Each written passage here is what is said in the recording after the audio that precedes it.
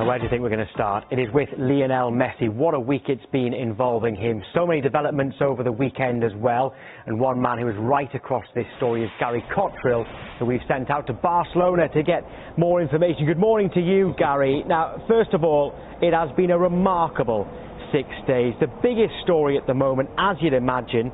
What is the latest with Lionel Messi's future? Well, I think the situation is much, much worse today than it was 6 days ago. Lionel Messi is much more determined to leave the club and go elsewhere than when he sent that famous bureau fax.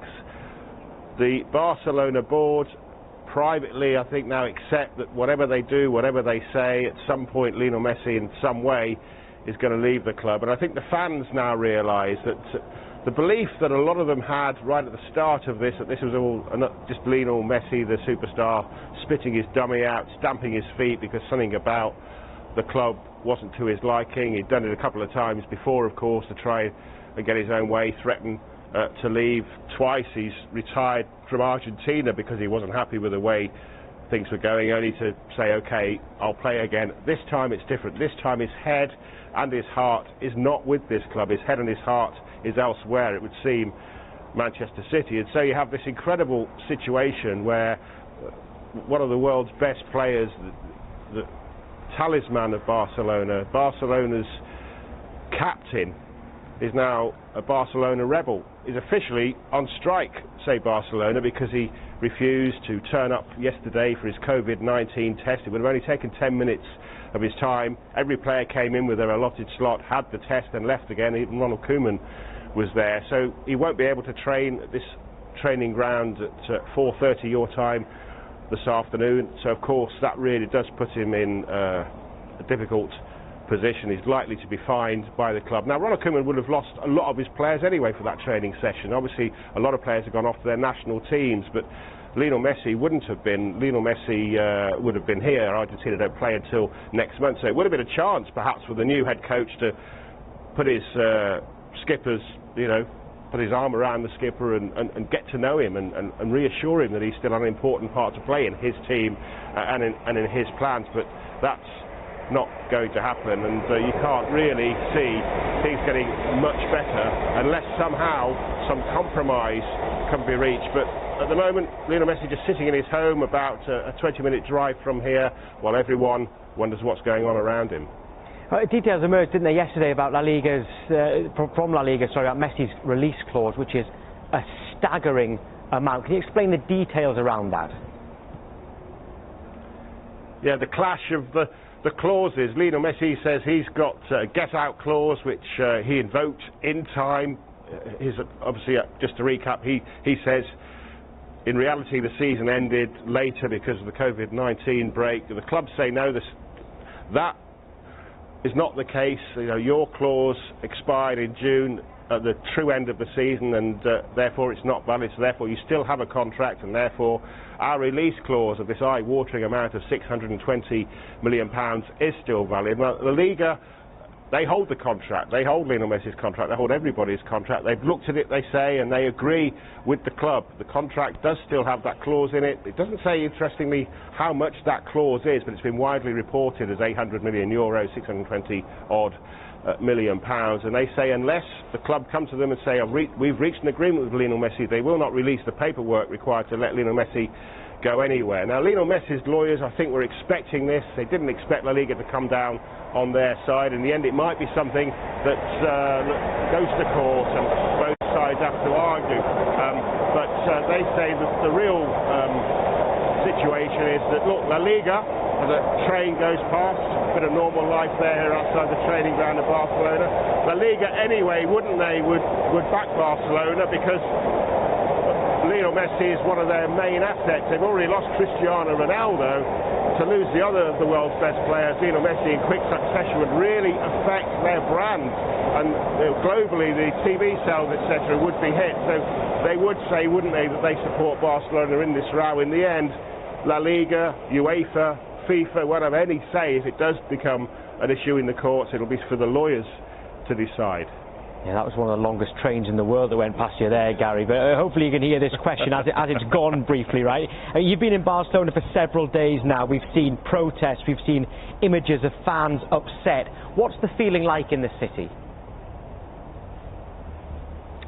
Well, I think the city, first of all, is been hit, as is the whole of Spain, with the re-emergence to a certain extent of coronavirus. So I think a lot of people are just trying to get on the best they can with their daily lives. Masks are back, restrictions on travel are back. But of course, there's a big contingent of Barcelona fans. It's, as we know, more than a club, blah, blah, blah. The fans are the members. And there have been protests pretty much all week since this was announced. Wednesday night, Thursday night, Friday night, a bit of a break on Saturday, and on Sunday yesterday an official march outside the President's office, and he's the one getting all the anger. There's not a lot of anger being directed, or hardly any, or if any at all, towards Lionel Messi and his camp. They still love him, they still respect what he's done. Whatever happens, that will be the case. I think that's why Lionel Messi is planning in the next few days to say something publicly, just to reassure the fans that he still has big feelings for this club and everything that they've achieved together. But no, it's the president that is under real pressure to try and move this thing forward. There's murals appearing around the city supporting Lionel Messi. We saw a young lad yesterday down at the training ground sitting there saying he wasn't going to go home until Lionel Messi arrived at the training ground. He was going to stay until Messi came back to train. Well, last night I checked, he had gone home. He'd gone home to eat. He'd gone home to sleep, the chance to dream of Lionel Messi staying at Barcelona. But of course, Manchester City fans have got a very different dream. Yeah, well, given that you know what's going on in the city, Gary, what do you expect to happen over the next coming days? Well, I think there's going to be a softening of the stand being taken by Barcelona. Lionel Messi's people want to talk. They want to resolve this in an amicable way so that Lionel Messi can leave the club with his head held high. But the club have said so far, or the president has said, no, there's not going to be any talks. We've got nothing to talk about. We've got this contract. You're staying.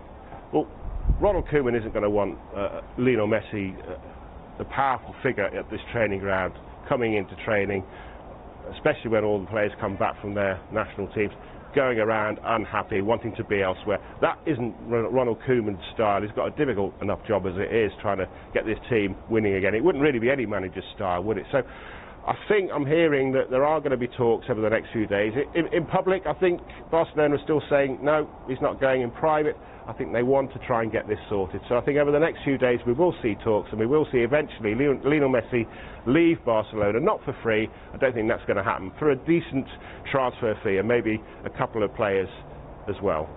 Huge story. Gary, thank you. Yeah, big good morning to Michael Bridge and to Mark McAdam as well. It is great to be back here on Good Morning Transfers. Right, OK, keep your tweets coming in. Hashtag Transfer Talk. That's all the way through this show and on Transfer Talk, which is now at the new time of 1 p.m. OK, Mark, Manchester City look like they're in pole position if Messi was to leave and get his wish of leaving for free. Is it a shame that there is a chance we will not see him in the Premier League now? Absolutely. I think this situation has got the mouths watering over the course of the last week or so. It's the biggest player in world football alongside Cristiano Ronaldo, and it's someone that I think would be desperately keen to see him play Premier League football, apart from perhaps people like Patrick Van Aanholt, Andy Robertson, Kieran Tierney, and the 17 other left-backs that play in England's top flight. But I think every single other person connected to the Premier League will be desperate to see this happen. It's quite interesting to see some of the things that Gary Cottrell said there in Barcelona. He's gone from a Barcelona legend to a Barcelona rebel, and he's determined to make this happen. Obviously, it's going to be interesting as to whether or not they can rekindle one of the great romances of football, Pep Guardiola and Lionel Messi. And of course, quite intriguingly, Pep hasn't won the Champions League without Messi. Yeah, good point there. Michael, when it comes to this, let's say Manchester City did get Messi, let's say there was a U-turn, or they managed to just do some sort of arrangement to get Lionel Messi to Manchester City. How good would that make them? And I guess I'm asking, would that make them unbeatable? Much better, yes. Unbeatable, no. I mean, Barcelona haven't won it themselves for a while, and we've seen City getting knocked out of the competition conceding 4 against Tottenham last season in the Champions League quarter-final, losing 3-1, of course, to Lyon the other week. It would make them a lot stronger, though, of course, but unbeatable, no. Yeah, there's a few tweets coming in on this one, actually. There's one from Jake D'Souza. He was a favourite of ours, a viewer of the show. He says, Barcelona need to compromise now. Some money is better than letting him go for nothing next summer. Also, Messi is a Barcelona legend. They must respect his wishes. They wouldn't want this marriage to end in heartbreak. And Mark, I think that's probably what Gary Cottrell was kind of getting at there, that there may well be a fee and maybe some players involved, and maybe that would make everybody at least satisfied, not necessarily happy.